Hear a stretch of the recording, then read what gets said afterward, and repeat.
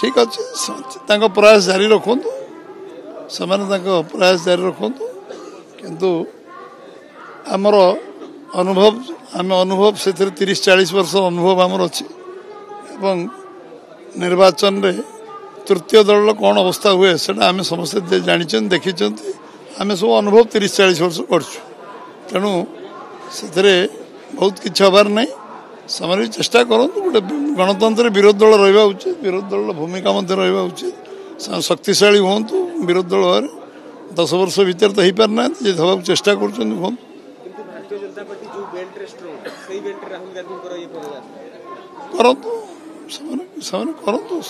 आम कहलु ना गोटे विरोध दल मत शक्तिशाली देश रहा दरकार गणतांत्रिक देश विरोध दल मत शक्तिशाली प्रधानमंत्री पार्लियामेंट रे ना अवसर मिलला 10 वर्ष मैंने शक्तिशाली हो पारे शक्तिशाली हेले गणतंत्र निश्चय भल आम खुशी हो।